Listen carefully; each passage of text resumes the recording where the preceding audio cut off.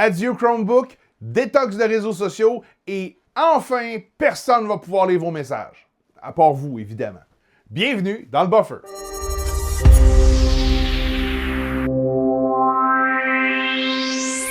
Après avoir payé une fortune incalculable pour faire connaître les Chromebooks, Google vient d'annoncer qu'elle va mettre la hache dans la série pour lancer prochainement les Google Books, successeurs du Chromebook, mais beaucoup plus musclés et plus intelligents. La grande nouveauté, c'est ce qu'il va y avoir sous le capot.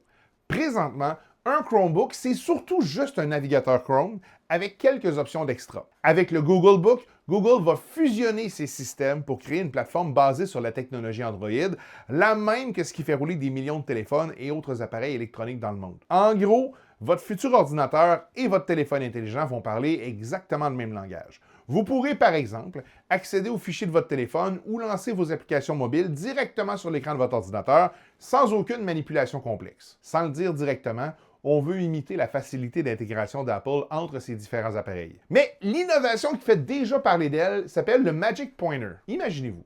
Vous secouez votre souris au-dessus d'un élément à l'écran, puis pouf, une intelligence artificielle vous propose immédiatement de l'aide. Si vous pointez une date dans un email, elle va vous proposer de créer un rendez-vous. Si vous regardez des meubles sur un site, elle peut les visualiser ensemble pour vous aider à choisir. Côté design, on a montré des visuels très épurés avec une signature visuelle comme on peut s'attendre d'un produit Google.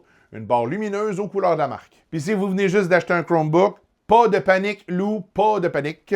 Google promet de continuer à les supporter pendant 10 ans. Mais le message est clair. Le futur, c'est le Google Book et le futur arrive cet automne.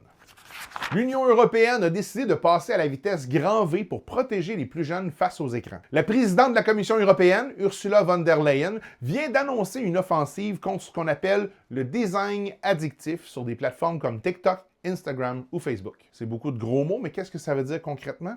L'Europe veut s'attaquer à des fonctionnalités qu'on utilise tous sans y penser. Entre autres, le défilement infini des vidéos, ce qu'on appelle le fameux doom scrolling, le lancement automatique de la vidéo suivante, ou encore les notifications continuelles qui nous poussent à déverrouiller notre téléphone. L'objectif, c'est d'empêcher les plus jeunes de tomber dans des trous noirs de contenu parfois nocifs. Pour aller plus loin, l'Europe a même développé sa propre application de vérification d'âge ultra sécurisée. L'idée est simple. C'est fini les excuses pour les plateformes qui disent qu'ils ne sont pas capables de vérifier si un utilisateur a vraiment plus que 13 ans. Des nouvelles réglementations strictes devraient être présentées dès cet été pour forcer les géants du web à rendre leurs applications moins magnétiques et moins nocives pour le cerveau des mineurs. Et enfin, Apple fait un autre pas en avant avec l'implantation en retard et à reculons d'une technologie de sécurité entre les textos. Je vous apprends rien si je vous dis qu'avec un iPhone, texter entre iPhones, ça donne des bulles bleues, et texter avec un Android, ça donne des bulles vertes. Pendant longtemps, l'excuse, c'était que pour des raisons de sécurité, iMessage entre les appareils Apple encode les messages, mais que c'est pas possible vers Android. Alors, pour montrer la différence, il y a bleu et il y a vert. Évidemment, il y avait aussi une question de prestige perçue par les utilisateurs. Moi, mes bulles sont bleues, pas toi. Au niveau technologique, on est passé des SMS, Short Message Service, à RCS, Rich Communication Services, ce qui permet de confirmer la réception des messages, transférer du multimédia plus facilement et encoder les conversations, peu importe le type de téléphone. D'abord réticent pour des raisons très à la Apple, iOS a tranquillement intégré des fonctions spécifiques à RCS, dont dernièrement la confirmation de lecture entre iPhone et Android.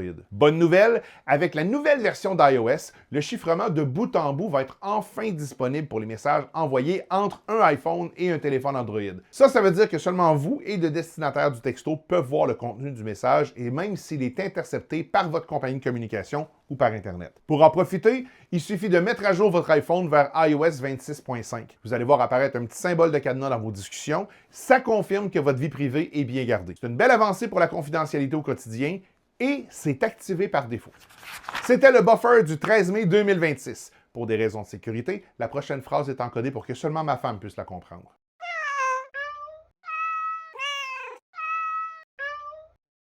Encore une fois, si vous avez appris quelque chose, aimez et partagez.